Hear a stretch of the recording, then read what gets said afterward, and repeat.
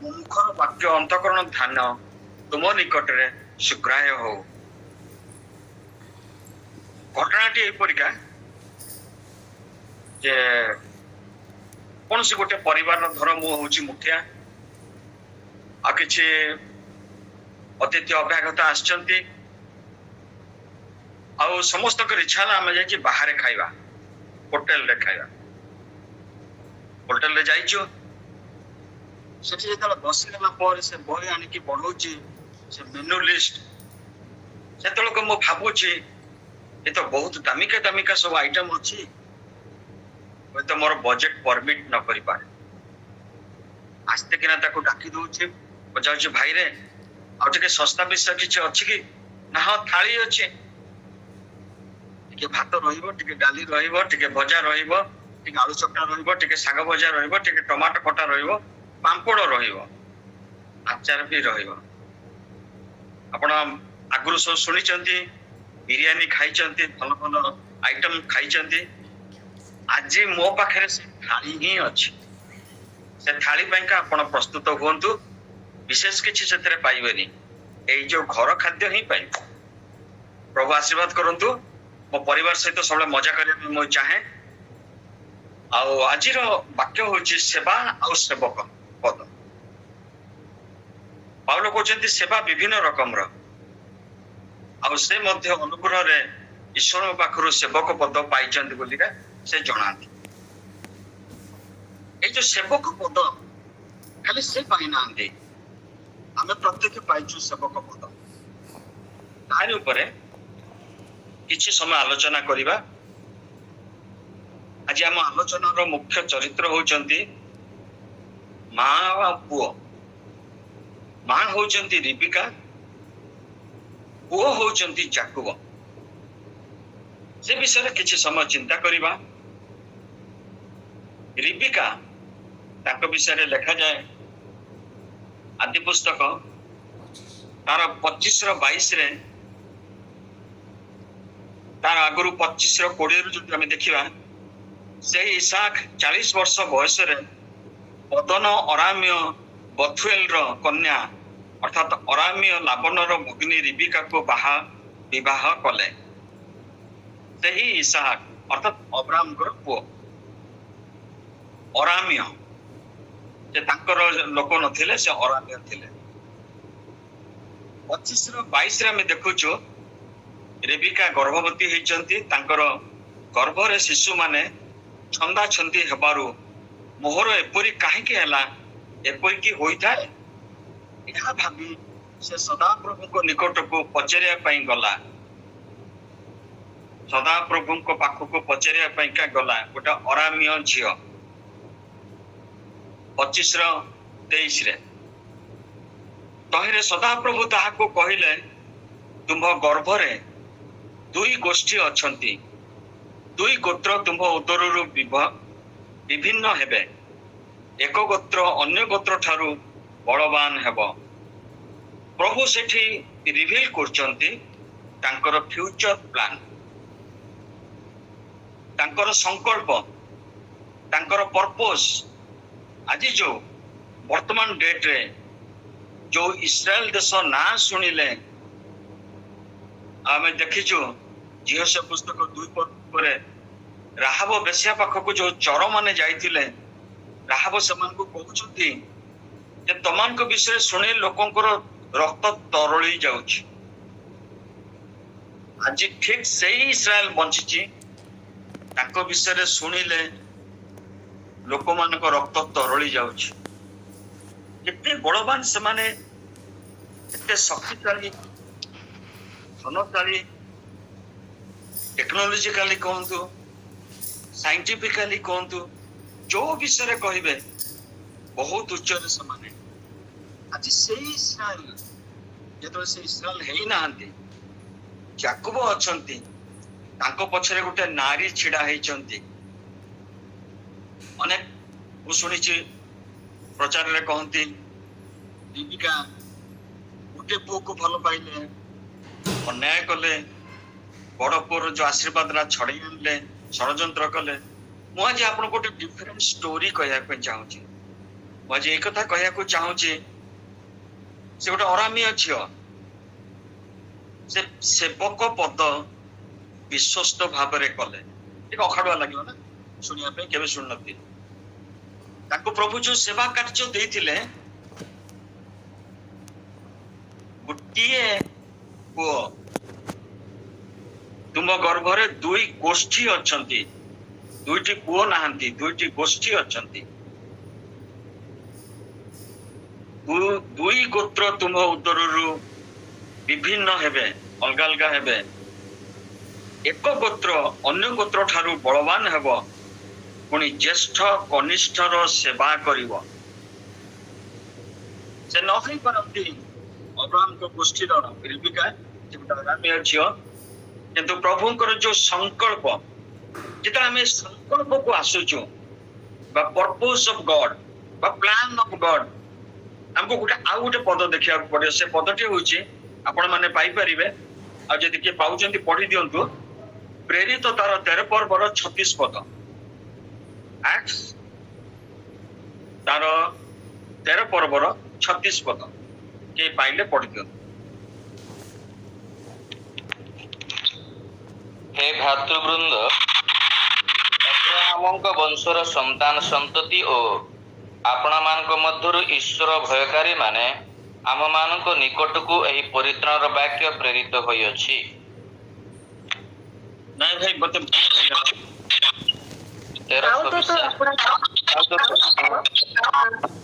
समकालीन लोकमानक मध्यरे ईश्वरकर संकल्प अनुसार सेवा कार्य कला उत्तरे महानिद्रा प्राप्त हेले एवं अपना पितृपुरुष मानक निकटरे समाधिस्थ होई क्षय पाइले। थैंक यू मैंने एटी लेखा होचे ईश्वरंकर संकल्प आउ तो अपना समकालीन लोकमानक मध्यरे ईश्वरंकर संकल्प अनुसार सेवकर कार्य आमे जो सेवकर कार्य करू ताहा आमे निजे करूनु मन रखिबे आपण पाउल कहउचंती गोटे अनुग्रह दान मो प्रति आसीला से अनुग्रह दान हिसाब रे मु गोटे सेवक पद पाइले जेटा आपण पाई परिबे प्रथम करंती 9 पर्वर 17 पदरे प्रथम करंती 9 पर्वर 17 पदरे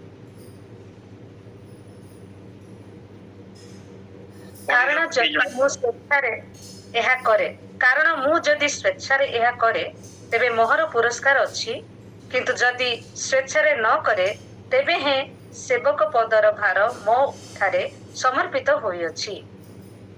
सेवक पदर भार मो ठारे समर्पित होई अछि पाउल कहउचंती आम प्रत्येकक ऊपर समर्पित हेछि।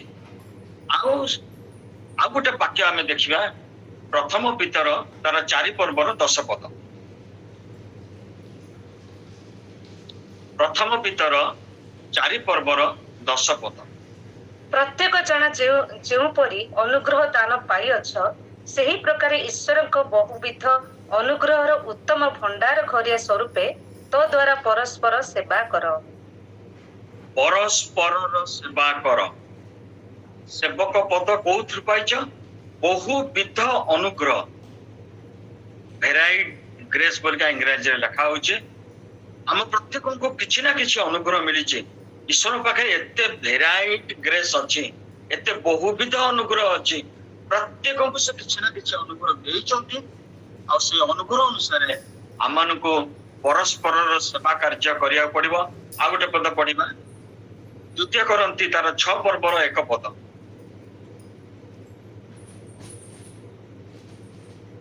द्वितीय करंती 6 पर्वर 1 पद आहुरी मध्य ईश्वरଙ୍କ अनुग्रह प्राप्ति जेपरि तुम्भମାନଙ୍କ ठारे वृथा न हुए एथिपाई ताहाଙ୍କ सहित एकत्र कर्म करू करू आम्भे माने निवेदन करूअछु। बस थैंक यू सिस्टर इंग्रजी रे बढ़िया अछि वर्किंग टुगेदर विथ हिम आमे जेतले सेवा कार्य करू we are working together with him आमाने ईश्वरंकर सहित मिसी कार्य करू प्रेरित देखिलु ईश्वरंकर संकल्प अनुसार आम सेवक कार्य करुचु। एठी आमे देखुचु ତାହାଙ୍କ ସହିତ ମିଶିକିରି ସେବା କାର୍ଯ୍ୟ କରୁଛୁ। ତାପରେ ଦେଖିବା ରୋମୀ 12 ପର୍ବର 7 ପଦ।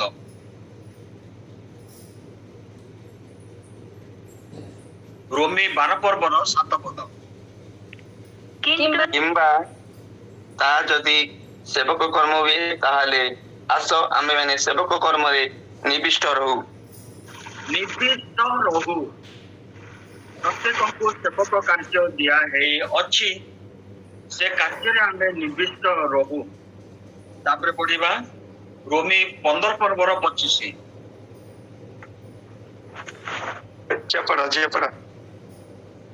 କିନ୍ତୁ ଏବେ ସାଧୁମାନଙ୍କର ସେବା କରିବା ନିମନ୍ତେ ମୁଁ ଜେରୁସାଲେମକୁ ଯାଉଅଛି।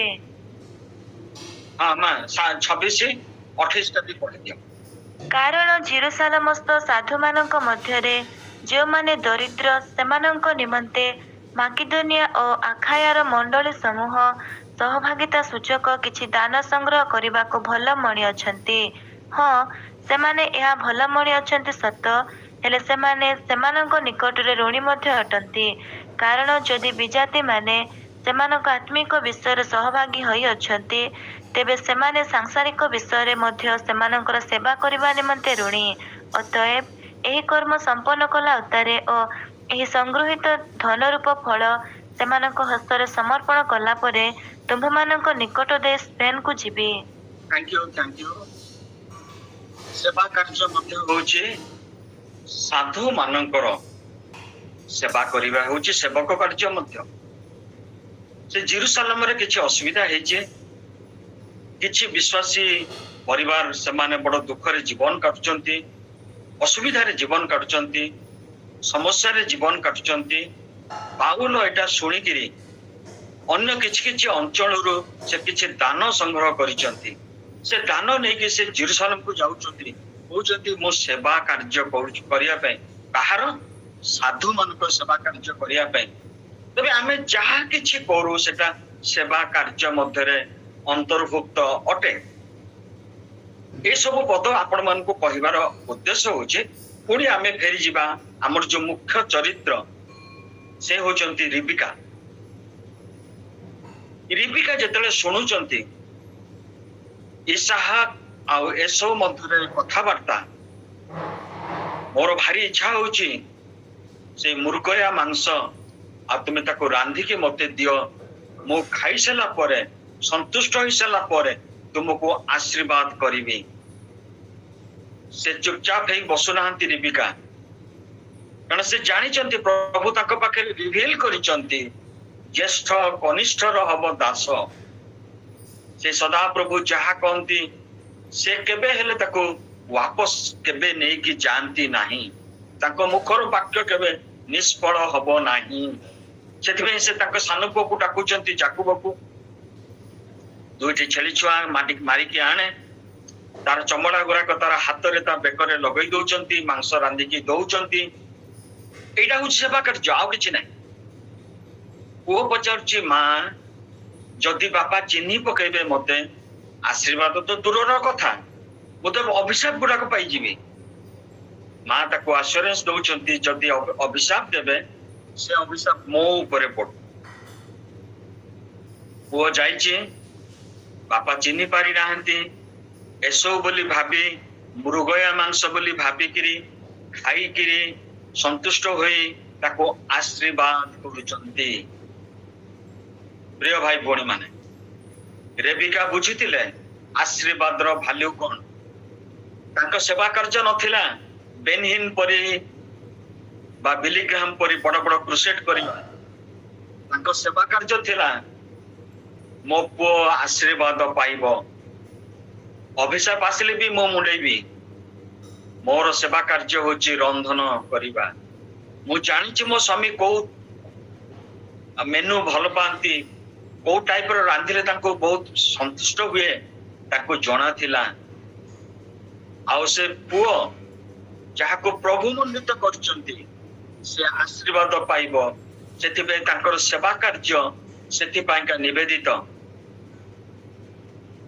ପ୍ଲାନଟା କାର୍ଯ୍ୟକାରୀ ହେଇଛି, ଯାକୁବ ଆଶୀର୍ବାଦ ପାଇଛନ୍ତି, ଏସବୁ ରାଗି ଯାଇଛନ୍ତି, ଏସବୁ ଅଭିଶାପ ପାଇଛନ୍ତି, ଏସବୁ କଥାବାର୍ତ୍ତା କରୁଛନ୍ତି। ପିତା ତ ମରିଯିବେ, ସେ ମରିଗଲାର ଶୋକ ସମୟଟା ସମାପ୍ତ ହେଲା ପରେ ମୁଁ ମଧ୍ୟ ଭାଇକୁ ମାରିଦେବି। କଇନ ଯେମିତି ହେବଲକୁ ମାରି ଦେଇଥିଲେ, ସେମିତି ମଧ୍ୟ ସେ ଚିନ୍ତା କରୁଛନ୍ତି ଭାଇକୁ ମାରିଦେବେ। ମା ଶୁଣୁଛନ୍ତି, ସେ ଅବିକା ଜାଣୁଛନ୍ତି ଯେ ବିପଦ ଆଉ ଗୋଟେ ସ୍ତରକୁ ଆସିଗଲାଣି। ବର୍ତ୍ତମାନ ଯାକୁବକୁ ଏଇଠୁ ବାହାର କରିକିରି ଅନ୍ୟତ୍ର ପଠେଇବାକୁ ପଡିବ, ନହେଲେ ତା ଭାଇ ତାକୁ ମାରିଦେବ। ପ୍ରିୟ ଭାଇ ଭଉଣୀ ମାନେ, ଏ ହଉଛି ସେବା କାର୍ଯ୍ୟ। ଗୋଟେ ବୁଦ୍ଧିମତୀ ନାରୀ, ସେ ଗୋଟେ ବୁଦ୍ଧିମତୀ ଗୃହିଣୀ, ସୁଗୃହିଣୀ, ଯେତେବେଳେ ସେ ତାର ପରିବାରକୁ ଉତ୍ତମ ଭାବରେ ପରିଚାଳିତ କରେ, ଯେତେବେଳେ ପରିବାର ମଧ୍ୟରେ କଳହ ଆସି ଈର୍ଷାର କୌଣସି ଦିଗରୁ ଆସିବାର ସମ୍ଭାବନା ଥାଏ, ସେ ତାକୁ ଜ୍ଞାନ ଦ୍ୱାରା, ବୁଦ୍ଧି ଦ୍ୱାରା, ଈଶ୍ୱରଙ୍କ ଉପରେ ଭକ୍ତି ଥିବାରୁ ସେ ତାକୁ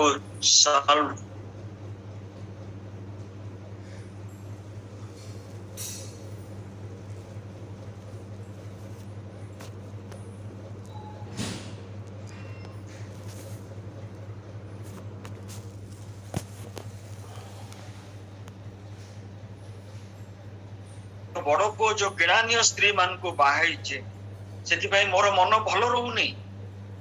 ମୋ ସାନ ପୁଅ ଯେପରି ସେଇ କାମ ନ କରେ, ସେଥିପାଇଁ ମୁଁ ତାକୁ ପଠେଇ ଦଉଛି ମୋର ବାପ ଘରକୁ, ଆଉ ସେଠାରେ ସେ ରହିବ। ଇସାହାଙ୍କ ମନକୁ ବେଶ ପାଇଛି, ତାକୁ ଡକେଇଛନ୍ତି।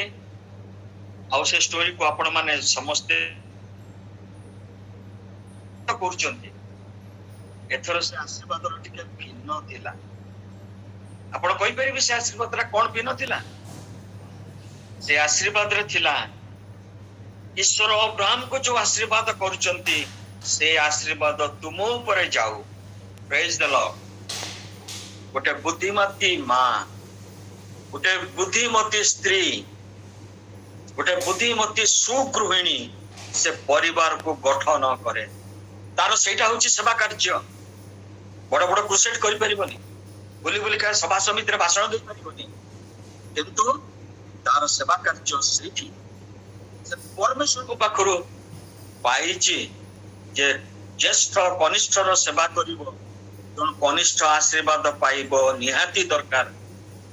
ଯୋଉ ଆଶୀର୍ବାଦ ପାଇଁ ଆଜି ଇସ୍ରାଏଲ ଆଜିକା ଡେଟରେ ବିଶ୍ୱ ସ୍ତରରେ ପ୍ରଶଂସିତ ହଉଛି।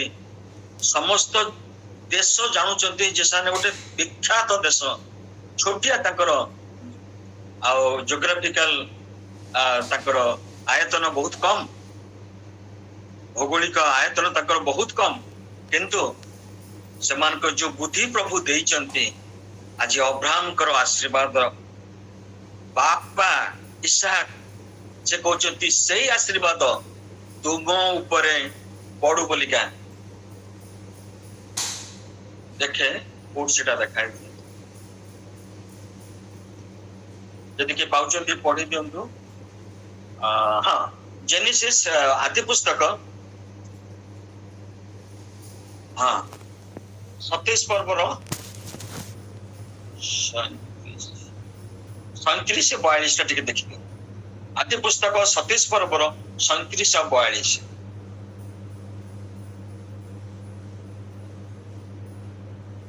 ପ୍ରଭୁ ଇସାକ ଇସାଉକୁ କହିଲେ, ଦେଖ ମୁଁ ତାହାକୁ ତୁମ୍ଭର କର୍ତ୍ତା କଲି, ପୁଣି ତାହାର ଜ୍ଞାତି ସମସ୍ତଙ୍କୁ ତାହାର ଅଧୀନ କଲି, ଆଉ ଶସ୍ୟ ଓ ଦ୍ରାକ୍ଷା ରସ ଦ୍ୱାରା ତାହାକୁ ସବଳ କଲି। ଏହେତୁ ପୁତ୍ର ଏବେ ତୁମ୍ଭ ନିମନ୍ତେ ଆଉ କଣ କରିପାରେ? ତେବେ ଗୋଟେ ଭୁଲ ହଉଛି, ଯୋଉଟା ସେ ତାକୁ ପଠଉଛନ୍ତି ଯେତେବେଳେ ଅବ୍ରାହ୍ମଙ୍କର ଆଶୀର୍ବାଦଟା, ମୋ କାହା ସମୟ ନାହିଁ ଆଉ ତାକୁ ଖୋଜିବା ପାଇଁ, ସେତେବେଳକୁ ସେ କହୁଛନ୍ତି ଅବ୍ରାହ୍ମଙ୍କର ଆଶୀର୍ବାଦ ତମ ଉପରେ ବର୍ତ୍ତିଲା। ପ୍ରିୟ ଭାଇ ଭଉଣୀ ମାନେ, ପ୍ରଭୁ ଆମମାନଙ୍କୁ ଯୋଉ ସେବା କାର୍ଯ୍ୟ ଦଉଛନ୍ତି, ତାକୁ ଖାଲି ଈଶ୍ୱରଙ୍କ ଭୟ ବା ବିଶ୍ୱାସରେ କରିବା ତାହା ନୁହେଁ, ବୁଦ୍ଧିର ସହିତ କରିବା। ଆପଣ ଏଠି କୋଉଠି ଲେଖା ହେଇନି, କିନ୍ତୁ ଆପଣ ମାନଙ୍କୁ ମୁଁ ଗୋଟେ ସ୍ମରଣ କରି ଦଉଛି। ଯେତେବେଳକୁ ସେମାନେ ବୃଦ୍ଧ ଅବସ୍ଥାରେ, ସେ ଭଲ ଭାବେ ଜାଣିଛନ୍ତି ଯାକୁବକୁ ଏଠୁ ପଠେଇଦେଲି, ଆଉ ଇସାକ ସେତେବେଳକୁ ବହୁତ ଧନୀ ଲୋକ ଥିଲେ। ଅବ୍ରାହମ ଯେମିତି ଧନୀ ଲୋକ ଥିଲେ, ଇସାକ ମଧ୍ୟ ତଦ୍ରୁପ ଆହୁରି ସେ ସମ୍ପତ୍ତି ବଢେଇ ସାରିଥିଲେ। କିନ୍ତୁ କହୁନାହାନ୍ତି ଇସାକକୁ ଯେ ତାକୁ ବି ଅଧା ଦେଇକି ଏଠାରୁ ବିଦାୟ କର ବୋଲିକା। ନା, ଡାକୁନାହାନ୍ତି ଏସବୁକୁ, ପୁଅରେ ସାନ ପୁଅ ଯାଇଛି, ତୁ ବର୍ତ୍ତମାନ ଭେଲୁ ଭାଗିଦାର। ନା,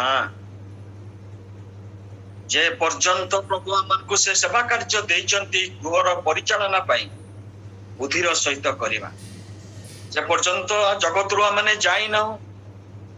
ଚାବି ଟିକକ ପିଲାମାନଙ୍କ ହାତରେ ଦବା ନାହିଁ।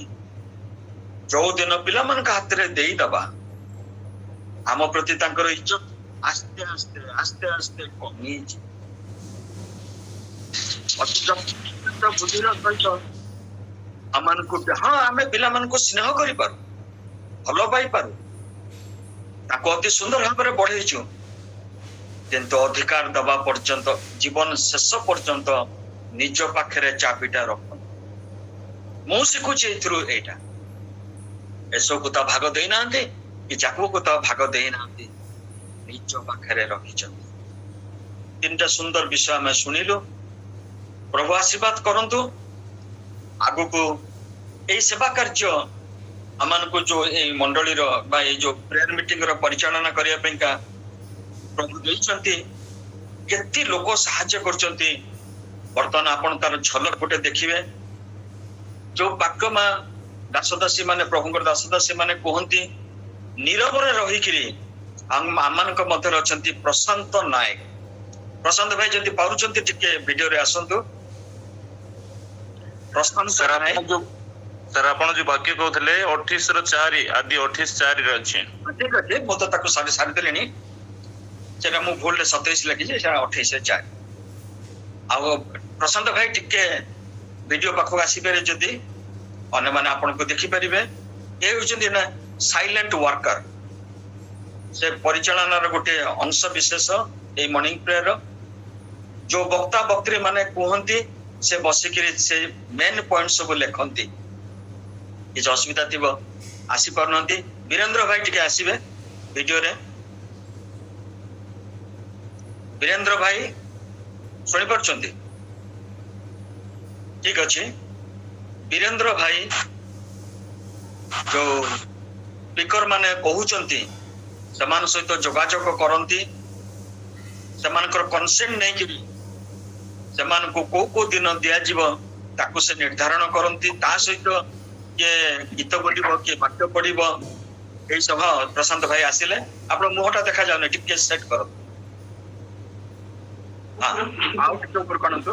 ହେଉଛନ୍ତି ସେଇ ପ୍ରଶାନ୍ତ ଭାଇ ଯେ କି ନୀରବରେ ସେ ପ୍ରଭୁଙ୍କର ସେବା କରନ୍ତି। ଆମର ଏଇ ମର୍ଣ୍ଣିଂ ପ୍ରେୟର ଗତକାଲି ସାମୁଏଲ ଭାଇଙ୍କର ଥିଲା, ଆଉ ସେ ମତେ ସନ୍ଧ୍ୟା ସୁଦ୍ଧା ପଠେଇଥିଲେ। ଯୋଉ ତେଲ ବିଷୟରେ ସାମୁଏଲ ଭାଇ କହିଲେ, ଆଉ ତାର କେତୋଟି ବିଷୟ ଆପ୍ଲିକେସନ ଉପରେ କହିଲେ, କି ସୁନ୍ଦର ଭାବରେ ପଦ ପର୍ବ ସହ ଆଉ ସେ ତାହାକୁ ମୋ ପାଖକୁ ପଠେଇଥିଲେ। ବୀରେନ୍ଦ୍ର ଭାଇ ଯଦି ଅଛନ୍ତି ଟିକେ ଆସନ୍ତୁ। ଆଉ ଏଇ ଭାଇ ପ୍ରଶାନ୍ତ ଭାଇ ଏବେ ଆପଣ ଯାଇପାରନ୍ତି। ଆଉ ଅମର ଭାଇ ରତ୍ନ ବାବା ଭଉଣୀକିରେ ଟିକେ ଆସନ୍ତୁ। ଅମର ଭାଇ ଶୁଣିପାରୁଛନ୍ତି? ଅମର ଭାଇ ଆଉ ମୁଁ, ଆମ ଦି ଜଣଙ୍କର କାର୍ଯ୍ୟ ହେଲା ଆପଣ ମାନଙ୍କ ପାଖରେ ସେଇ ପ୍ରୋଗ୍ରାମକୁ ପଠେଇବାର କାର୍ଯ୍ୟ। ହ୍ୱାଟ୍ସଆପ ରେ ପଠାଏ, ସେ ଫୋନ କରିକିରି ଆଉ ରିମାଇଣ୍ଡ କରନ୍ତି। ତାପରେ ହଉଛନ୍ତି ପ୍ରେଜ ଦ ଲର୍ଡ। ତାପରେ ଆରାଧନା, ସଞ୍ଜୟ ଭାଇ, ଅଶ୍ୱିନୀ ଭାଇ, ରତ୍ନପ୍ରଭା ସିଷ୍ଟର। ଯୋଉଦିନ ଦି ଜଣ, ଅଶ୍ୱିନୀ ଭାଇ ସଞ୍ଜୟ ଭାଇ ନଥାନ୍ତି, ରତ୍ନପ୍ରଭା ସିଷ୍ଟର ସେଦିନ ଲିଡ୍ କରନ୍ତି ସେବା କାର୍ଯ୍ୟ। ମୁଖ୍ୟ ପରିଚାଳନା ଯିଏ କରେ ସେ ହଉଛନ୍ତି କେହି ନୁହନ୍ତି, ମୁଁ ଯାହାକୁ ସ୍ନେହରେ ମୀନା ବୋଲି ଡାକେ, ସେ ଆପଣ ମାନଙ୍କର ମଧୁସ୍ମିତା ଭଉଣୀ, ଯିଏକି ଏଇଟାକୁ ପ୍ରଥମେ ହିଁ ଆରମ୍ଭ କରିଛନ୍ତି, ସଞ୍ଚାଳନ କରୁଛନ୍ତି। ତାଙ୍କ ଭଉଣୀ ମହେଶତା ମଧ୍ୟ ତାଙ୍କୁ ପ୍ରଚୁର ଭାବରେ ସାହାଯ୍ୟ କରନ୍ତି। ଆଉ ଗୋଟେ ଭଉଣୀ, ସେ ହଉଛନ୍ତି ସୁବ୍ରତୀ ନାୟକ। ଆପଣ ସରିଗଲା ପରେ ଯେତେବେଳେ ସେ ଆର୍ଲି ମର୍ଣ୍ଣିଂ ପ୍ରେୟାର ସାଇଟ୍ କୁ ଯିବେ, ସେଠି ଦେଖିବେ ଓଡ଼ିଆରେ ଆପଣ ମାନେ ଯୋଉ ଯୋଉ ସବୁ ପ୍ରାର୍ଥନା ରିକ୍ୱେଷ୍ଟ କରିଥିଲେ से प्रार्थना रिक्वेस्ट की सुंदर भाव सजेकी रखिचंती।